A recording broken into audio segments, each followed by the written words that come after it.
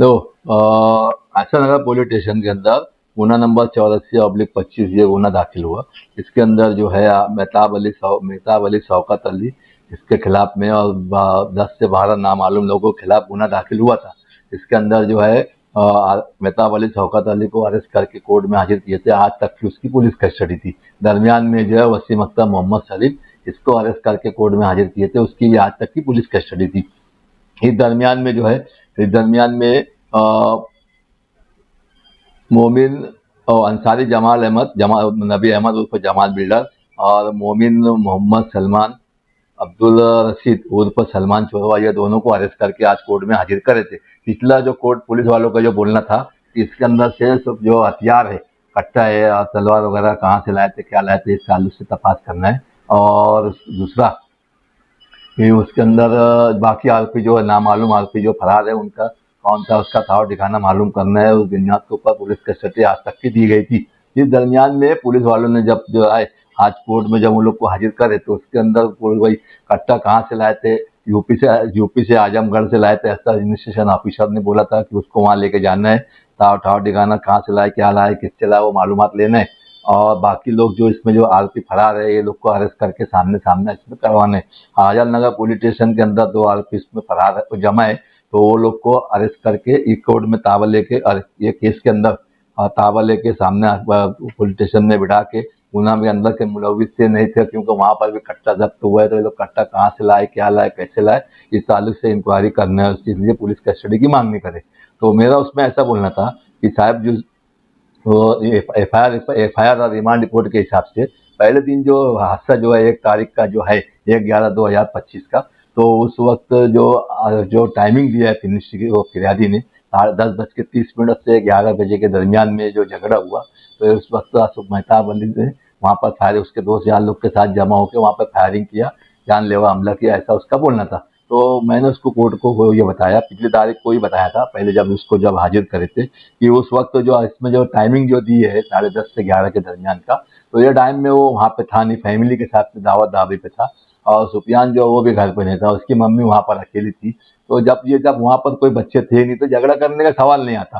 तो वो बुनियाद तो फिर जब है 10:30 की बातचीत थी, तो उस वक्त फिर मैंने बोला जब ये लोग देख मेहताब जो है उसकी फैमिली को लेकर ढाबे पे था और सुफियान भी वहाँ था नहीं, तो मम्मी उसकी अकेली थी।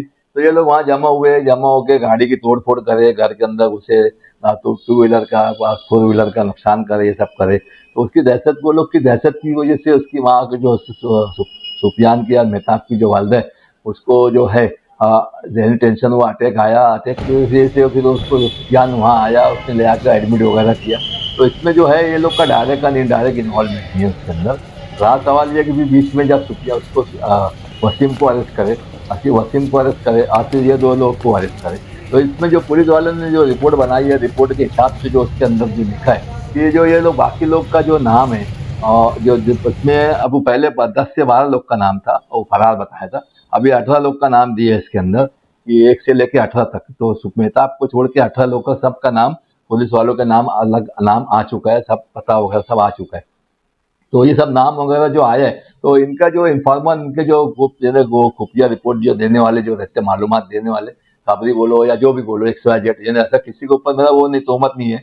तो उनके जो पुलिस वालों ने लिखा है, तो इसलिए मैं बोल रहा हूँ कि ये नाम जो है, क्योंकि वही बुनियाद के ऊपर मेहताब का MCR हुआ है कि उसके अंदर जो है कि उसने उनको जो इन्फॉर्मर लोग है, खबरी लोग है, उनके जरिए मालूम पड़ा कि इसके अंदर ये लोग मुलविस है, तो ये नाम उनके लग से आया। तो पुलिस पहला रिमांड रिपोर्ट जो थी कि इसको कस्टडी चाहिए, कस्टडी के जो ग्राउंड थे, वो ग्राउंड तो फुलफिल हुए नहीं। पुलिस वालों ने 6 दिन की कस्टडी लेने के बाद उसके अंदर कोई भी किस्म की रिकवरी नहीं हुई, प्रोग्रेस नहीं हुआ, कुछ नहीं हुआ।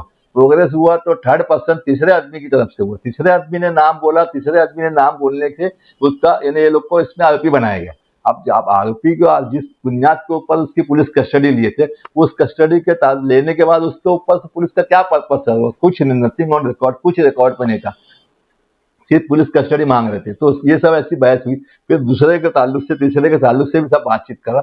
जमाल बिल्डर के ताल्लुक से ऐसा मैंने कोर्ट को बोला कि उसके अंदर उस दिन जो 1 तारीख के दिन, 1 तारीख मेरे पास रुक्का लाग दिए थे वो लोग, तो मैं रुक्का कोर्ट को दिखाया कि इसमें इंग्लिश में आप इसको पढ़ सकते हैं कि इसके अंदर जो 1 तारीख को असल में उसका बच्ची का निकाह था, और मगरिब के बाद उसका खाना था, और हनफिया सुन्निया मदरसा इस्लामपुरे के अंदर।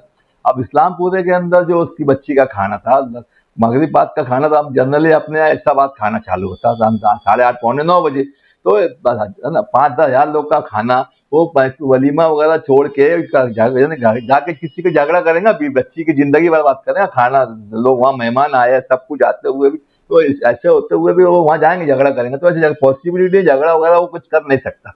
मैंने कोर्ट को फिर ये बोला कि साहब उसके अंदर नामालूम लोग के अंदर जब फिरियाद दी जाती, नामालूम लोग के खिलाफ में जब फिरियाद दी जाती, तो पुलिस भी इसमें यानी वो उसकी सहारा रहती चलती, और लोग दुश्मनी भी निकालते कि इसका नाम बोल दे, उसका नाम बोल दे, उसका नाम बोल दे। डायरेक्ट एंड इनडायरेक्ट जो आरोपी कोर्ट के सामने हाजिर किया, इसके अंदर कोई डायरेक्ट एंड इनडायरेक्ट इन्वॉल्वमेंट या कोई संबंध ही नहीं है।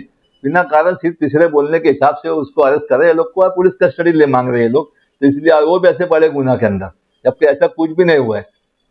तो ये सब दोनों बाजू की सुनने उनने के बाद मेहताब अली शौकत अली जो है, इसका कोर्ट ने एमसीआर किया, और वसीम अख्तर, मोहम्मद सलीम और जमाल बिल्डर और सलमान चोरवा, ये तीनों को फिर 9 तारीख तक की पुलिस कस्टडी दी है।